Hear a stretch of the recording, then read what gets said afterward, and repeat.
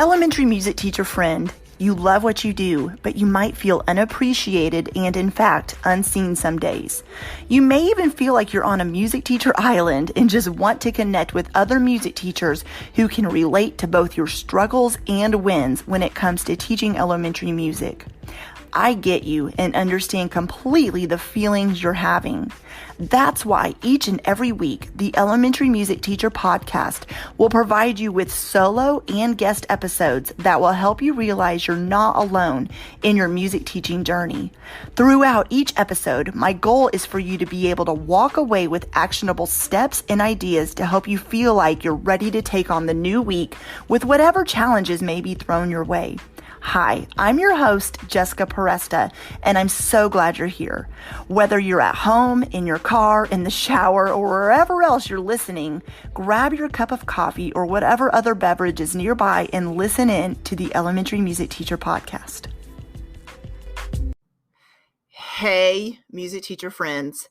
It is officially that time of the year where we get to completely focus on music education.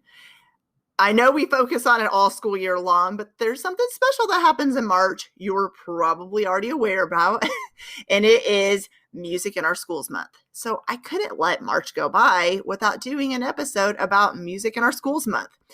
This episode will be jam-packed full of information you need to know that you can share with your students and families in your community and activities that you can do with your kiddos at school as well.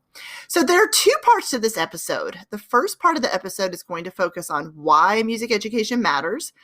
And as a music teacher, you're already aware of why it matters, but let's be honest. During those hard days and weeks and months, or let's be honest, school years, these are things that you can remind yourself of, to keep in mind, that you can go back to remember your why. So as you're sharing these with your students and the families that the families of the students you work with and the teachers in your building, these are things that you need to keep in mind as well. And we're going to go over them in a minute. The next section of this episode, the second part, will be how to celebrate Music in Our Schools Month.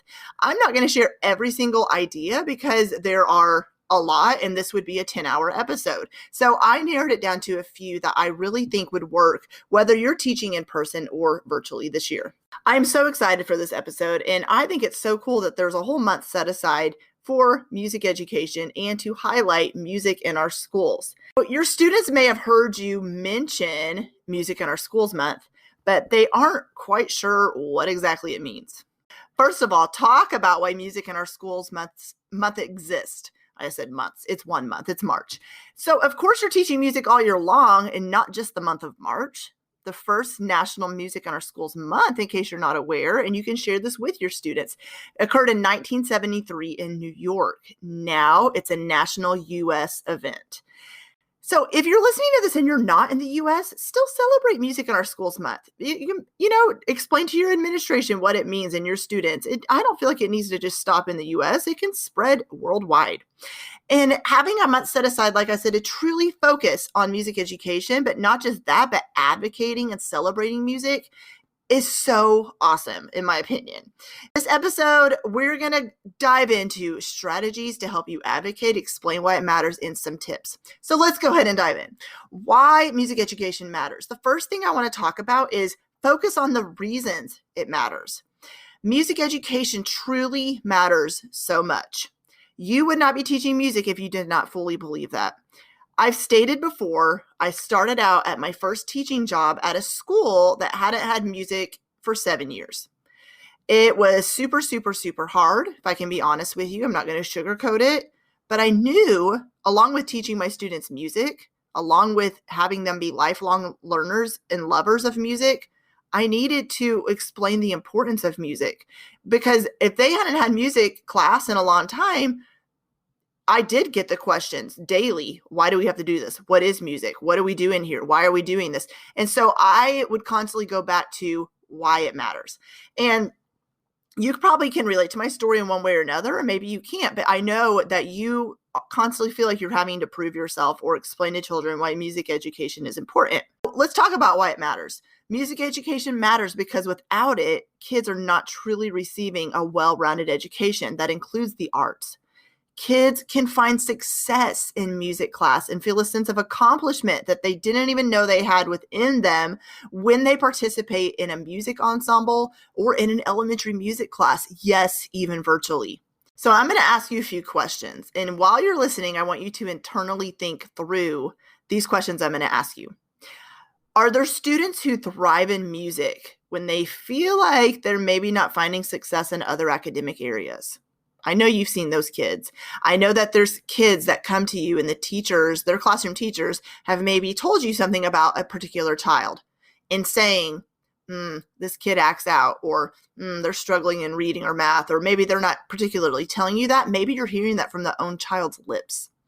But what happens is sometimes this child will come into the music room and they will be engaging in music and they will thrive in your class. This will be the class where none of the other teachers understand why you're having no issues with this kid. It's just a natural fit. So that's going to happen sometimes. So exposing kids to music is so important. Do kids leave your elementary music program with life skills and knowing how to collaborate with others better? Of course they do. You, as a music educator, are very aware that music class teaches more than just music. Now, when I say that, I'm not meaning like it's just music. It's not the way I'm trying to get it across, but you know that the kids are learning and doing life. They are learning how to collaborate and work together as a group and work with a partner. Everybody's on an equal playing field in there. Nobody cares about disabilities or reading levels or anything like that. Everybody is working together on a team. And your boys in your class, girls too, who are athletes, will love that phrase because, I remember my middle school basketball shirt. I had a shirt that said there's no I in team. And the analytical person I am would be like, well, no, duh. Like, I just said no duh, like a middle schooler, by the way. But honestly, like, I'm like, of course there's no I in team. You spell it T-E-A-M. And then I realized what it meant. But anyways, play on words has never been my thing. Your kids in music class, explain to them why you're in here. Of course you're participating in music. Like, this is my goal. It's not for you to just leave here saying, which songs did I sing by the time you leave elementary music, but having a passion for music and loving it and passing that on to their kids and then their grandkids. It's so important, but they are learning life skills that will still carry with them to today. So I want to give the example of my high school band experience. I learned so much in there. Of course, like, I became a better musician. I ended up playing clarinet in college and making all-state band and all those things. And so, yes, musicianship is so important. And of course, being a band director, if you do band as well as elementary music, you know that. But the life skills that I carry with me years and years later, like years and years and years later, I still to this day, I feel like the organizational skills I learned by being in band, being able to work as a team and mentorship. And I actually have a whole blog post about life skills that marching band teaches you. It'll be in the show notes. So make sure you read that because I really still think it's applicable to today. But anyways, all that to say, a music program, there's so many life skills I know in myself to this day because of being in band and taking that band program that I still carry with me because, like, discipline and focus and finishing a task and being a hard worker, it was all instilled in me. So and the reason I'm not relating an elementary music story, because if you've listened to any of my previous episodes, I did not have a good elementary music experience. In fact, I went to about 5 different elementary schools. So part of it is I don't remember my elementary music teachers that well because we switched schools so often. But I also remember I didn't really have an elementary music teacher who really instilled skills in me. The ones I did have were the ones who just did the sit and teach approach where we didn't really engage with each other. So music education has changed so much. You're very aware of that. We've talked about this on this podcast. And so what you're instilling in your kids, you may not see it right now, but I promise you, there's so many life skills they are learning in your class that they're going to be able to take with them for the rest of their life. So don't give up. I promise it's happening. Do you feel like your students are becoming lifelong lovers of music and developing a love of music that extends beyond just singing songs? Of course they are. And can you see into the future? No, but you are instilling that in them. So keep doing that. Are they able to connect the meaning of songs they're singing to other songs they've learned or other songs they're listening to outside of school? Are they able to identify the culture music is coming from, the instruments they hear, and being able to identify the style of music that they're listening to and explain the likes and dislikes of a song? These are things that are happening in music all the time. They're learning. And not only that, music integrates into every single subject. And so explaining to kids all the different ways, and I will also include a link to a blog post that really goes more into that about how music integrates to other subjects. So make sure you check the show notes for links to a couple blog posts about marching band and the life skills it teaches, and then the one I just mentioned about music integration into other subjects. And then also I'm linking to a blog post about music in our schools month to go along with this episode, but it's a little bit different. So make sure you check out those blog post links in the show notes and you can read them on your own. Okay, so let's go on. The next thing I want to talk about when you're explaining to your students in your community and your teachers in your school and the parents and everyone else why music education matters is tell them that it helps them to be advocates. We talk about music advocacy, music education advocacy, and how to advocate as a music teacher. You can talk to your parents about how to be advocates and the teachers, but have you ever stopped to talk to your students about how they can advocate for music education? So let's talk about that. Let's talk about the ways that you can help the community and others advocate, and then how you can help your students. Maybe you're in a community and they don't understand the value of music education in our schools. So what can you do? So the last episode before this one, episode 140 with Rainey Barton, she gave some amazing tips. If you have not listened to that episode, make sure you do it, but about how to advocate for music education.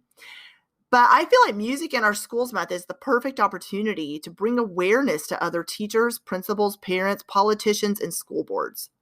Explain to them why music shouldn't be the first thing to go when budget cuts are made. And unfortunately, you guys know that a lot of times that is the case. If you need to, go old school, create pie charts, presentations, statistics, or have your choir perform so they can see the benefits and why, and maybe even have a student speak about how music changed their life. If you have an elementary choir or anything, or a performing group, any kind of performing group, maybe once things get back to normal, and I know that performing in public right now is pretty near impossible, but maybe there's a school board meeting virtually and you just email, hey, can I have my virtual choir come on and sing? Or can we showcase what we are working on in music? You just never know. You never know by reaching out if you'll get a yes. So advocacy really goes a long way. But how can you help your students be advocates for music education? Give them ways they can advocate to their parents and their general classroom teachers. Go back to focusing on the reasons music education matters. Have them showcase what they're working on. We talked about that, like if during a school board meeting, for example, or just in front of like an administrator, but also they can showcase what they're working on to their parents. Their parents, a lot of times, will advocate for music education if they're aware of what you're doing in your classroom. So they can showcase what they're working on, whether it's singing songs, playing games, doing body percussion, even music technology games and activities that they are using to compose and improvise and things like that. But while students are learning virtually, a lot of advocacy is already happening while the parents are able to see what their students are doing. In person, when you put on a performance or invite parents to come see what's happening in the classroom, let your students explain and take ownership for what they're learning in music, whether it's musical concepts, music from different cultures, life skills, and how music has helped them to thrive. Maybe you do some kind of slideshow presentation. Maybe you have students take turns coming up and speak. Maybe you give them some kind of assignment where they're showcasing different parts of music in small groups where they're all taking turns showcasing something that happened in music class for their parents. This is simple ways that students can help advocate for music education that honestly doesn't take a lot more work on your part. It's just naturally showcasing like you would for an informant, which those are great ways, by the way, as well, which is when you invite parents in to watch what's going on in music. But just having your students be involved in the music education advocacy is a great, by the way, it goes back to teaching them life skills about being leaders and taking ownership. The next way you can explain why music education matters is talk with them about how music changes lives. Maybe they don't realize the amazing impact that music really does have on people. Music truly changes lives. I've seen it happen firsthand. You never know who might be coming through your classroom door. You don't know. They could be the next great composer or rap artist. They might be the next great musician. You hear their music coming through the radio. You just don't know who's coming through your classroom door. And so without being exposed to music at school, kids may never get another chance to experience music education. That's kind of heavy to say, but it's true. They may have music at their church. They may be taking private lessons. They may be just exposing themselves to music, whether it's online, like watching YouTube videos and things like that, or being in a dance group. But for some kids, what they learn at school with music education that's it. And so it's kind of heavy to think about it. And it does put kind of like a responsibility on your shoulders as the music teacher. But with that said, exposing kids to music and remembering you don't know who's coming through your classroom door is so cool. Students who don't know they have a natural talent in music, they will sometimes find that in your music class. All of a sudden, this talent starts developing that they didn't even know was in them because you gave them a chance and exposed them to music. You never know also, like music may end up taking them really far. They may end up getting a college scholarship because they started in your elementary music class and went on to middle, high school, and they earned a music scholarship and pursue music for a career, whether it's music business, music education, music therapy, or anything else. That is like I said, you don't know what the future holds and what students will be pursuing what. A door was open for me to start learning piano at school by my homeroom teacher. And I've shared this story before, but I'm just going to tell it again really quick. My homeroom teacher in first grade had an upright piano, and I was sitting behind it, not like watching her fingers, but behind the back of it. And she played Jolly Old St. Nicholas. I went home. My dad someone was giving away a free piano, and he had it set up in our house. And I remember thinking, well, none of us play piano. And so it just kind of sat there like a lot of pianos do. But anyways, I went home that day and opened the lid, and just with my index finger, figured out how to play the melody to Jolly Old St. Nicholas. It took me a minute. It wasn't like I just sat and bam, knocked it out, but I figured it out.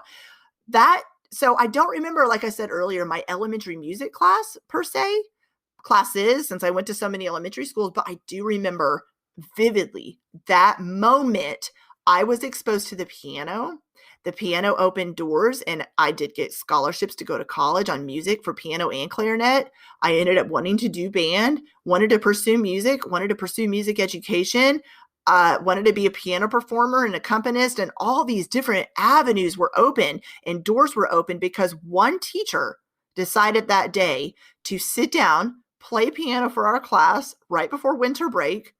And because my dad had gotten a piano, set it up in our house, I figured it out, and kind of like music just became a passion of mine. I knew, honestly, as a 6-year-old in that moment, that this was something I wanted to do. Did I know right then, okay, music's going to be my career? No, but I knew because that was an interest was sparked in me. This door was open that wouldn't have been open. Maybe it would have in a couple years later, but because that teacher took the time to do that, she didn't know who was in her room, just like you guys don't. You don't know what students are listening to you and are learning from you, and what one song, one activity, one conversation you've had has sparked an interest. A light bulb moment has gone on, and someone in your class is going to end up having a Jessica story. So have conversations with your students about how music changed different musical artists' lives as well. And that maybe mention artists that they're listening to right now. Who's the most popular musical artist your students are listening to? You know you have conversations around it. Well, maybe all they know is certain songs. Maybe they've never really gone back to the beginnings of how did this person or people, maybe explore a few of them. How did they get started with music? What was the point where they decided I want to be a singer, a rapper, an instrumentalist, or something along those lines? What was the reason? And so go back to that and really explore that. Your students probably haven't really stopped to focus on the artist as people before so much. Maybe they know who they are. They know a little bit about them, but they haven't really ever stopped to focus on who they are. Choose 3 to 5 musical artists suggested by your students. Remember, make it student focused, get them involved. What a way for them to advocate for music education too.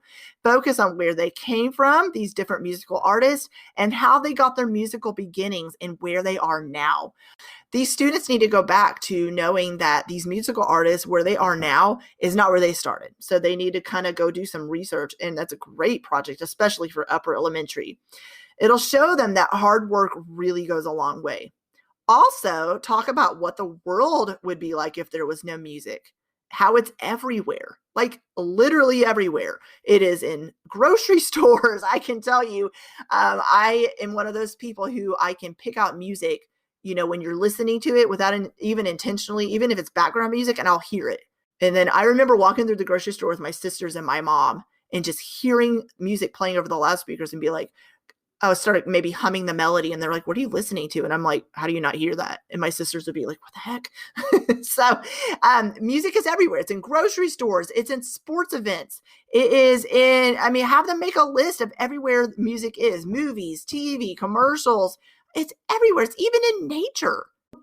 You're making me have a discussion around this and make a list together as a class about where music is and how it's everywhere and what would the world be like if there was no music.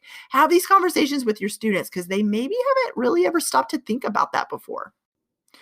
So I hope that gave you some ideas for how to advocate for music education and why it matters. And of course, there's so many other ways and you could advocate and reasons I could have given you, but I want you to take the time to sit down and reflect a little bit about how do you want to advocate for music education? Maybe what have you already tried and what other ways can you explain why music matters?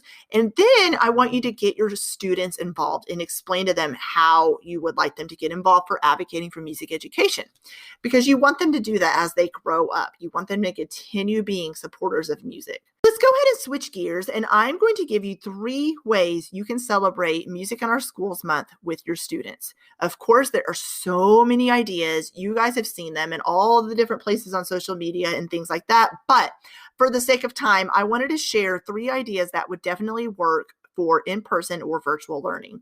The first one is connect with musical artists live or with pre-recorded video. So during a pandemic, of course, it's going to be hard to bring a musical artist in to celebrate music with your students or to go to a live performance. Those things are very rare right now, and it's hard. So bring music to them, bring a musical performance to them, bring a live musical artist to them. Use technology you have. I have an episode coming out soon about using technology. I am currently pursuing my master's in educational technology, so I have a ton of ideas floating around in my head I can't wait to share. But today, I want you to just focus on the technology you already have. Don't try to reinvent the wheel, but focus on what you've already been using. And then you figure out ways you can show your students a variety of types of music from around the world, or see if you can connect with a musician live and students can ask questions from a live stream. So maybe every student has a Chromebook, or maybe they don't have it in music class, but you can ask the teacher that day, their classroom teacher, to send the Chromebooks with them or the iPads or whatever. Or maybe you have that already in your music room, or maybe not. Maybe you have a smart board. Maybe your kids are learning virtually, so they're already at their computer or devices each day. Think about your particular teaching situation and then figure out how would you bring a live stream to your students, and how can you expose them, like you already have been all school year long probably, to music from around the world, different cultures and things like that. Of course, as an elementary music teacher, you have more than one class. So a live stream would be difficult. You can't, let's say you have 16 classes. This musical artist is not going to agree to probably doing a live performance for 16 hours. And so what you can do is choose one of your probably older classes who would ask really good questions. I would say a 5th grade class, and say, or maybe you could schedule it out for this person to go live for each 5th grade class, record one of the sessions, and then replay it to your other classes. And what you can do is your students who are watching the replay, they can write down any more questions they have or comment them on the video, or you can just compile the questions and email it to this musical artist, and this person can comment back. and they can reply to the students' questions. And that will still be so exciting for them because it'll be like, oh my goodness, they answered my question. Okay. So that is one idea right there, is maybe having musical artists come live virtually, or have them send you a pre-recorded video of them talking about them being a musician. How did they get their start? What inspired them to pursue music when they could have done anything else? And maybe just a pre-recorded video you play for your class, then you have class discussions around it. That is another option as well. My next idea is have students participate musically with other schools. And I know this sounds crazy, and I know it sounds harder than it should be, but I'm going to break it down for you, okay? So one of the perks to using so much technology this school year is you're learning new skills that can be used today. So you maybe started off the school year or the end of last school year when you were shifting to more technology usage, whether you're teaching virtually or not. Let's be honest, this year is very, very tech heavy. And I feel like it's been stretching you and growing you as a music educator, because these skills you're learning, you'll be able to bring with you into future school years. But right now, one of the perks of using technology is when I say something like have students participate musically with other schools, it's not going to sound as overwhelming to you as it maybe would have last year. So here's how you can do this. You probably know other music teachers in your school district or that you've connected with online. See, here's the cool thing about using technology. It doesn't even just have to be other schools from your district or in your state. It can be other music students from different schools anywhere, because you're doing this virtually. So what ends up happening is just maybe one other music teacher, or maybe get a few of you, I would say no more than 4.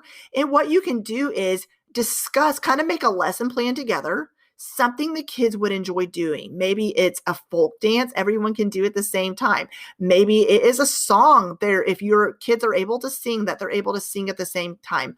Or if all that sounds too overwhelming, what you could do is, if it's 4 schools, take turns showcasing something that the kids are doing in your music room, and then you take turns watching the other schools that are in this little activity we're doing here showcase what they're doing. And you know what, your kids are, one thing I've heard a lot of music teachers I work with telling me is you're not doing a lot of performances and programs this year. Well, you can totally adapt it to doing something like this, because I know a lot of you work with your students on not just being good performers, but also how do you act when you're in an audience? What do you do when you're watching performers? So this would be a great way when you're doing like a student showcase and you're virtually streaming what you're doing to other schools and they're doing the same to you, is your students are able to sit quietly and watch what's going on. And maybe you don't want them just sitting there. Maybe they can take notes about what they're watching. Maybe it's kind of like an evaluation and an assessment type of thing where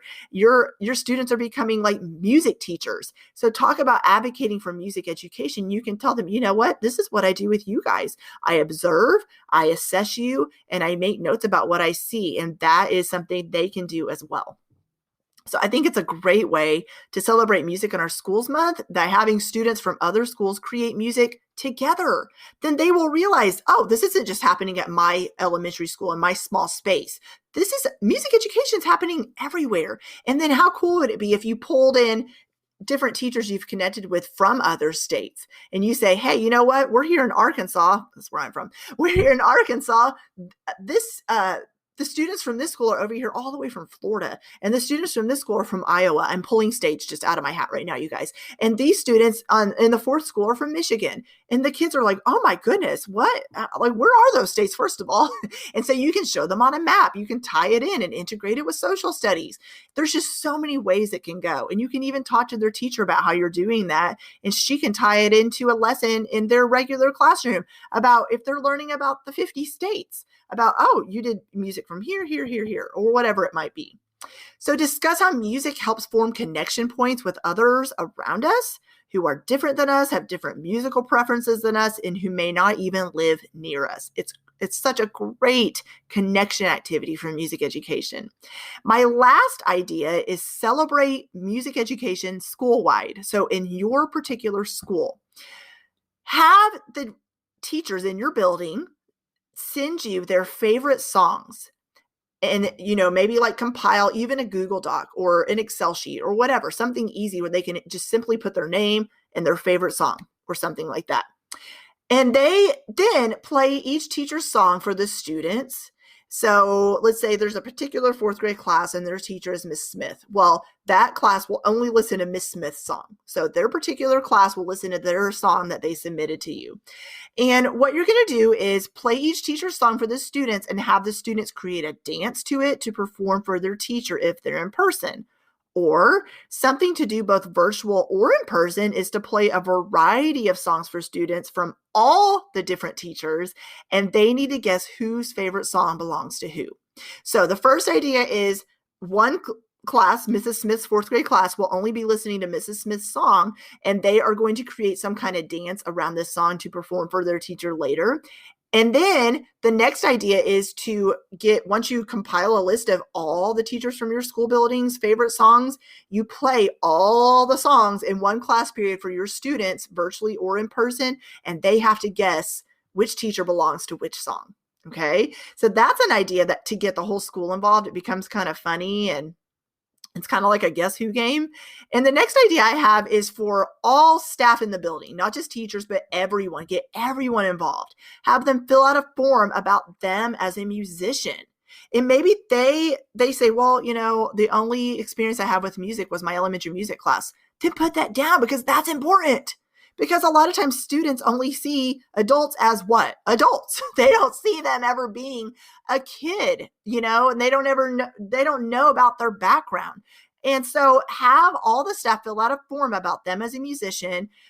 Did they play an instrument? How do they enjoy music? Maybe they've never had formal musical training, but what music do they enjoy listening to? How do they enjoy music? Do they enjoy going to concerts? Do they like to go to dances or whatever it might be? Why does music matter to them? And then other questions, and then have the staff all around the school put their answers on this sheet of paper, hang it outside their door, or if it's an office staff, they can hang it on their desk, somewhere where the students can visually read everyone's answers as they're walking around the school.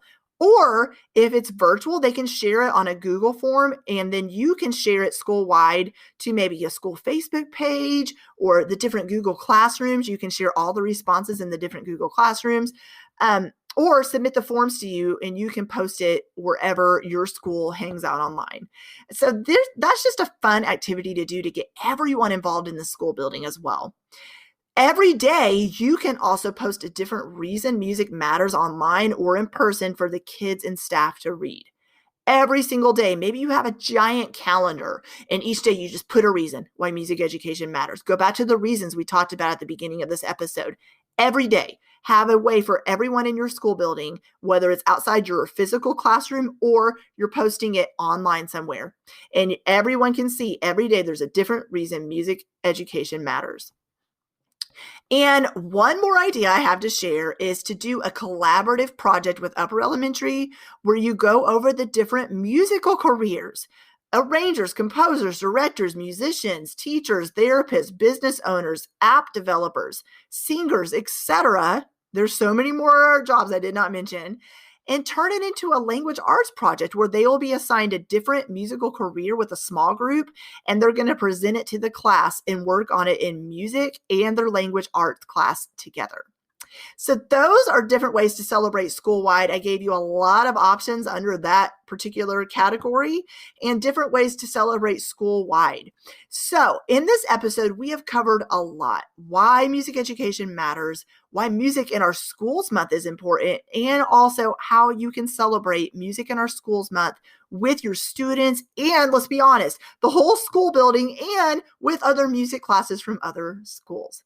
I would love to hear about how you celebrate Music in Our Schools Month or how you're planning to celebrate the month of March. So come into my free Facebook group, the Elementary Music Teacher Community. There's a link in the bio, and come and tell us all about it. And I would love to hear about it and let me know what you have going on, or just simply tag me on Instagram at Jessica Peresta, Peresta, and just put hashtag MIOSM for Music in Our Schools Month and share with me a tip or strategy that works well for you. And I will share that and tag you on my Instagram story so everyone can read about it as well.